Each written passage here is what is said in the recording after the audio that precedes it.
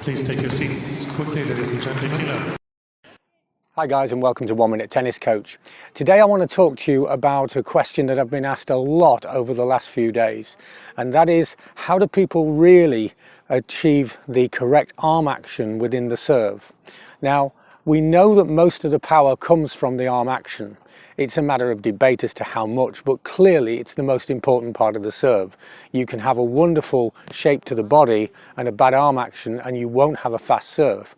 But you can serve with no movement of the body and still you can achieve a very fast serve. So I'm going to now go through the individual parts of the serve, where the difficulties sometimes lie, particularly with rhythm, and then I'm going to show you, as ever, a great trick that'll really make a difference almost straight away. So as we go into the serve, we go into the trophy pose here. The defining part of the trophy pose, for me, is that the left arm and the racket are pretty much parallel to each other. Then we drop the racket into kind of scratch your back position down here, and now the upswing to the ball begins. And the upswing is what's called a hammer position, as we go forwards in this hammer position here, and then pronation, which quite simply is that we turn the racket to make contact with the ball, and then the contact and acceleration and finish. This all happens in a fraction of a second, so if it's not natural, then it's very difficult to acquire. The other problem is that when pronation occurs, there has to be an acceleration of the racket as it overtakes the elbow and the hand. Looking at it from this direction here, I have my hammer position coming up, and now as pronation occurs, then you see how the racket is overtaking the elbow and the hand. If the racket doesn't overtake the elbow and the hand, then it doesn't matter what shape you achieve, it's going to be a push. So the problem with it is the movements, if they're not natural, happen in a very short space of time, so it's difficult to put together. And then you've got the fact that there's almost two rhythms, as the beginning here is not so quick and the acceleration here is very, very, very fast indeed. I saw a breakdown a few years ago of Andy Roddick's serve, and it was quite interesting because from here up to here, his racket was traveling at around 9 miles per hour. From here down to here, it accelerated up to 12 miles per hour. From here to here, it went up to 54 miles per hour. And from here through to here, it was over 90 miles per hour. So when I'm talking about an acceleration of the racket, we're not talking of a gentle acceleration here. We're talking about jet propulsion. So let's look at how we're going to try and learn that. If it isn't natural, learn the right rhythm and do it quickly, efficiently, and in a way that we're not going to forget.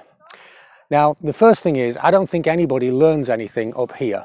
Even Michelangelo, I doubt if he learnt to paint, painting ceilings. He learnt down here, and then he will have transferred his skill up above the head.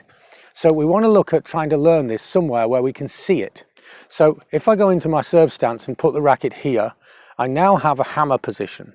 Okay, normally it should be here coming up, but I'm going to put it there. So I have my hammer position and the racket comes down and I make this hammer-like motion. This is pretty easy. I'm now going to add that I make the hammer motion and I turn the racket. Hammer and turn. Hammer and turn. Hammer, hammer and turn. And now as I speed it up, my arm stays static and hammer and turn. And you can see that the racket starts to accelerate past the hand and past the elbow. Hammer and turn. And now I'm just going to go up a little bit, not into the scratch your back position, not out of sight. It's still in sight. And now from here, I'm going to make hammer and turn. And again, hammer, hammer, hammer and turn. I'll show you from this direction. Here, hammer movement, hammer and turn. Hammer movement, hammer and turn. Now you can see as I look at the camera that I've got a view of my elbow. If this elbow moves forwards, hammer and turn, then it's not the same because the racket didn't really accelerate past the elbow. So watch again, in this position, hammer and turn, hammer and turn. And now from here, we will go into the next progression, which is to place the racket up to the trophy pose position. Leave this arm neutral so you can be more aware of just one part of the body. And now literally drop the racket, hammer and turn. Again, drop the racket, hammer and turn. If you're not sure what's happening with it, then go back to here and make the hammer and turn movement. And then here, and does it feel the same? Remember, we learn through feelings. Okay, we remember with stories and words, but we learn through feelings. So just to go through that again, we've got 3 progressions. We're going to start here where we can see everything, and we go hammer and turn. Then up a little bit, hammer and turn. And then back and hammer and turn. And then apply this into your serve. If it works perfectly straight away, then fantastic. If it doesn't work straight away, then just swap between the 3 progressions, seeing the movement down here, where we can see it and feel it easily, up here, where the feeling's not as clear, but we can see it, and then up here, where it's all feeling. One little note, guys, when you get the good motion with this, almost certainly, if it's a new movement to you, if it's really a different motion, then the ball will go into the ground in front of you. As soon as that happens, don't think, oh, I've got to get the ball in. Just think to yourself, whichever one works for you better, I'm going to hit it really high over the net, like 3 meters over the net, or I'm just going to try and smash it into the back fence.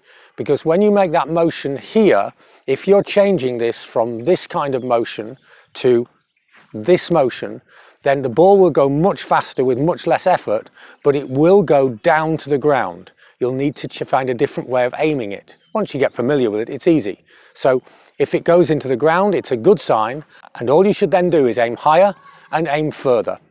It's a great trick, and it's really, really effective, and it's quick. Remember to let us know in the comments section how it works for you. We always reply, and it's great to get feedback. Don't forget to like, share, subscribe to the channel, the usual drill. And remember, if you need more help with your game, and you want more personalized advice, we do a one-to-one online consultation. It's a very unusual service with a complete biomechanical breakdown of your strokes and your game. Thanks for watching, and see you next time for more unique tennis lessons that really work.